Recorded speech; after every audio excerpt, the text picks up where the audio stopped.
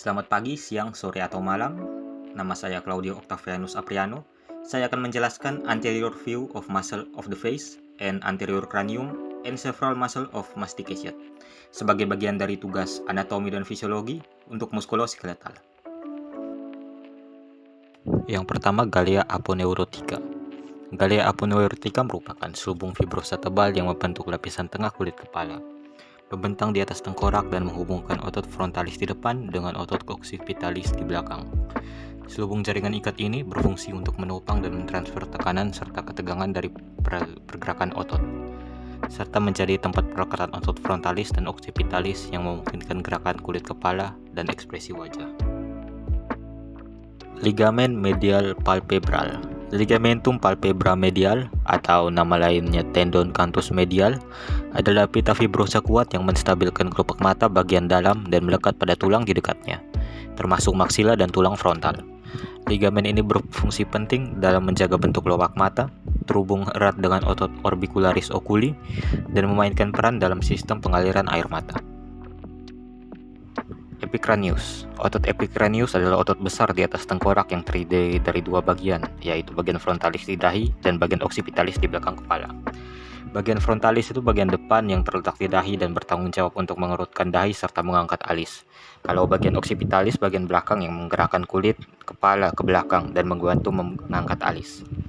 Fungsi utamanya untuk menggerakkan kulit kepala dan alis yang membantu menciptakan ekspresi wajah seperti mengerutkan dahi lalu mengangkat alis. Orbicularis oculi. Otot orbicularis oculi adalah otot yang berbentuk cincin yang mengelilingi mata dan bertanggung jawab untuk menutup kelopak mata, mengedipkan mata, dan membantu ekspresi wajah seperti menyeringai. Otot ini juga berperan dalam menjaga permukaan mata tetap lembab dengan menyebarkan air mata secara merata dan membantu drainase air mata. Otot ini dibagi menjadi komponen orbital, palpebral, dan lacrimal. Masing-masing memiliki fungsi spesifik dalam gerakan kelopak mata dan pelepasan air mata. Levator labis superioris. Otot levator labis superioris adalah otot wajah yang mengangkat bibir atas, memutar bibir ke atas, dan berkontribusi pada ekspresi wajah seperti senyum dan ketidaksenangan. Otot ini juga mengembangkan lubang hidung dan menahan bibir atas saat istirahat, serta terlibat dalam gerakan wajah dan menelan. Zygomaticus minor dan major. Otot zygomaticus minor adalah otot ekspresi wajah yang terletak di pipi, berasal dari tulang zygomaticus dan menyatu dengan bibir atas. Otot ini berfungsi untuk mengangkat bibir atas, ke belakang, dan keluar, serta berkontribusi pada ekspresi wajah seperti tersenyum. Otot ini juga membantu memperdalam garis senyum dan merupakan bagian dari otot bukolabial. Zygomaticus major adalah otot wajah yang menempel dari tulang pipi ke sudut mulut, berfungsi untuk mengangkat sudut mulut ke atas dan ke samping, sehingga menghasilkan ekspresi tersenyum atau tertawa.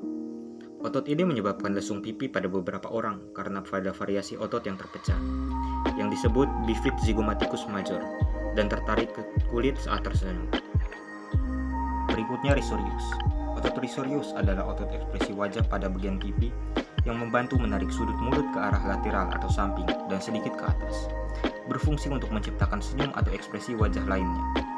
Otot-otot ini sangat bervariasi dan bahkan tidak ada pada beberapa orang. Risorius berasal dari fascia di atas kelenjar parotis dan otot masseter dan menempel pada kulit di sudut mulut.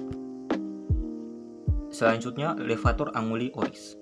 Levator anguli oris adalah otot wajah yang mengangkat sudut mulut ke atas dan ke samping, berperan penting dalam ekspresi wajah seperti senyum.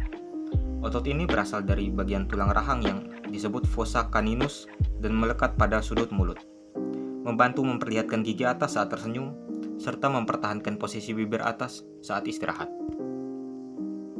Setelah levator ada depressor anguli oris.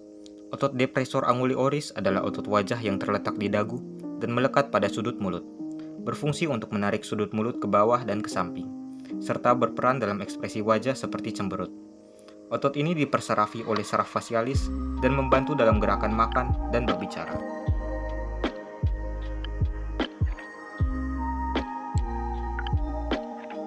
Otot procerus. Otot procerus adalah otot yang berbentuk piramida di wajah yang terletak di antara alis. Fungsinya untuk mengerutkan dan menarik kulit di pangkal hidung ke bawah. Otot ini membentuk ekspresi wajah cemberut, meredupkan mata, atau mengerutkan kening saat berkonsentrasi atau terkena cahaya terang.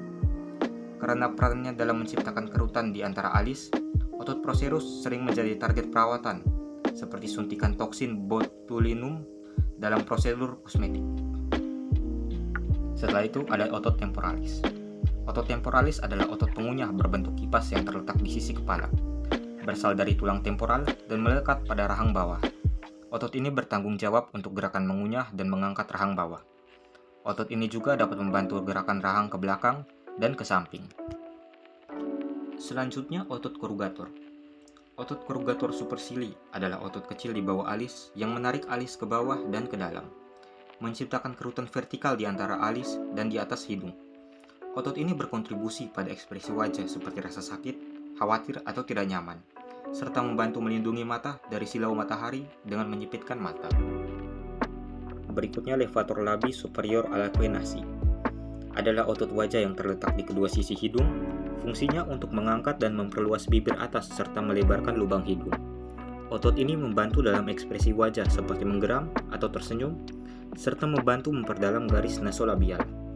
Otot ini berasal dari processus frontalis maxilla, melekat pada kulit bagian lateral lubang hidung, dan berinsersi ke dalam bibir atas. Setelah itu ada otot nasalis. Otot nasalis adalah otot wajah kecil di kedua sisi hidung yang terdiri dari dua bagian. Bagian alar yang melebarkan lubang hidung dan bagian transversal yang mengecilkan lubang hidung.